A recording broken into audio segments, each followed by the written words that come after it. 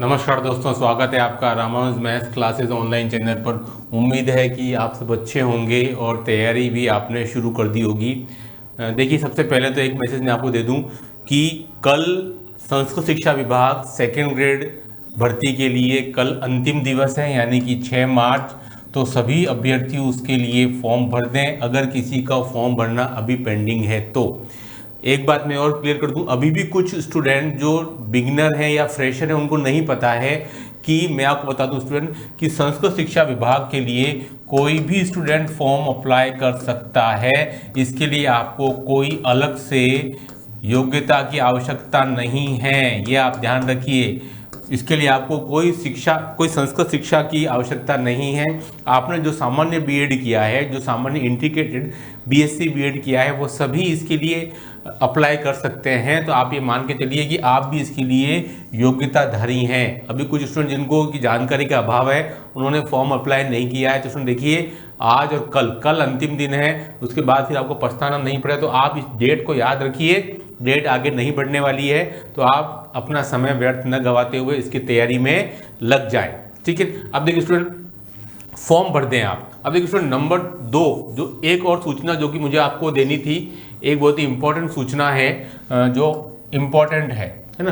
देखिए स्टूडेंट, आपने सुना होगा कि ईएमआरएस जो विद्यालय है, एकलव्य मॉडल रेजिडेंशियल स्कूल, इनके लिए फिर एक नई भर्ती आ रही है इस वित्तीय वर्ष के अंदर, है ना। आपको पता होगा कि भाई पिछले वित्तीय वर्ष के अंदर पिछले वर्ष एक भर्ती आई थी लगभग आपके 10,000 के आसपास की ईएमआरएस विद्यालयों के अंदर, सभी कैटेगरी में आई थी। टीचिंग स्टाफ में PGT, TGT, non teaching staff में आपके हॉस्टल वार्डन की भी आ गई थी, आपके प्रिंसिपल की भी आ गई थी, हर कैटेगरी में लैब असिस्टेंट की भर्ती हुई थी, सभी में भर्ती आई थी स्टूडेंट। वो टोटल 10,000 की भर्ती थी। तो आपको पता होगा कि हमारे जो जनजाति मंत्री हैं श्री अर्जुन मुंडा जी, उन्होंने ये बात बोली है कि भाई अगले 2 वित्तीय वर्ष के अंदर स्टूडेंट टोटल आपका कुल मिलाकर के आपके 38,800 की भर्ती की जाएगी टोटल मिलाकर के। इसमें से मैं अगर 10,000 को घटा देता हूं, जो भर्ती आपके हो चुकी है, यानी कि आपके 28,800 की भर्ती अगले 2 वित्तीय वर्ष में होने वाली है।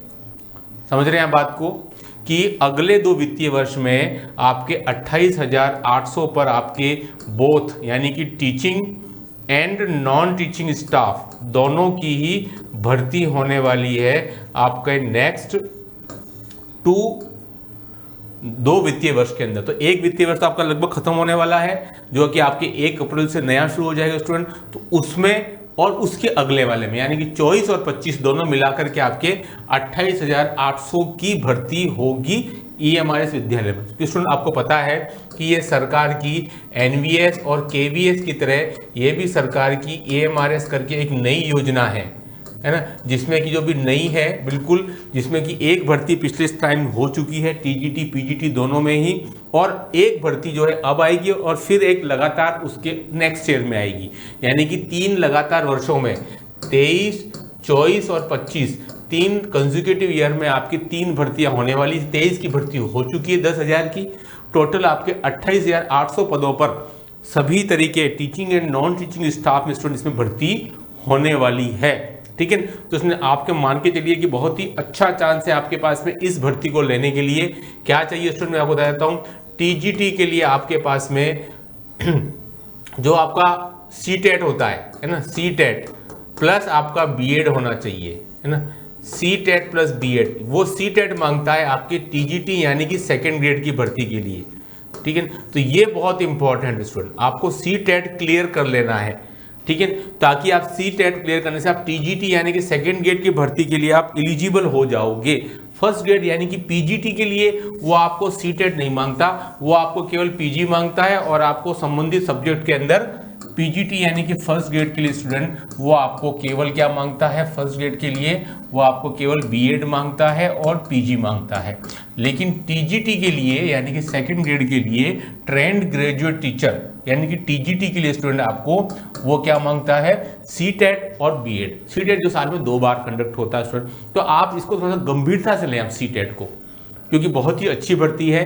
पूरा वेतनमान जो स्टूडेंट है वो आपका EMRS का एज इट इज ही है, जैसे कि आपका NVS और KVS का होता है, ठीक है। उसी तर्ज पर यह भर्ती हो रही है और ये बहुत अच्छा मौका है। 23 में भी कई सारे स्टूडेंट को इसमें फायदा मिला, जॉब लगी, अब 24 में और फिर 25 में, यानी कि आपकी 24 की जो तैयारी है वो आपका अनफॉर्चुनेटली नहीं हो पाता है, तो 25 में आपके काम देने वाला है ना। तो स्टूडेंट लगभग मेरे ख्याल से आपकी जो TGTs की जो भर्ती है स्टूडेंट, वो लगभग आपके 5 से और 6,000 के लमसम आएगी, यानी कि एक सब्जेक्ट में आपके लगभग 800 से 900 पद आने की संभावना है।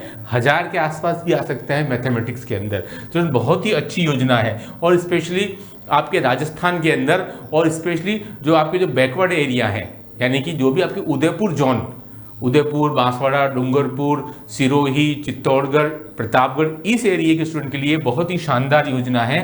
तो इसकी अगर वो तैयारी करेंगे, CTET है और BEd है, तो आप इसकी भी तैयारी कर सकते हैं। लगातार 2 साल तक आपके 28,000 लमसम इन भर्तियों को पूर्ण किया जाएगा।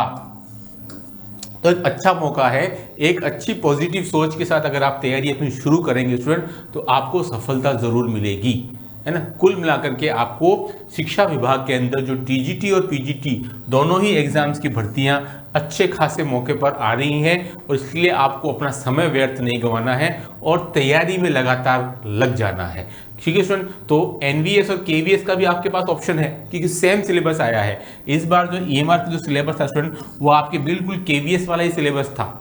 तो आप एक तैयारी करेंगे तो आपकी 1 साल में आप लगभग 3 एग्जाम दे पाएंगे, TGT के या PGT के, ठीक है। तो आप लगातार मेहनत करते रहिए।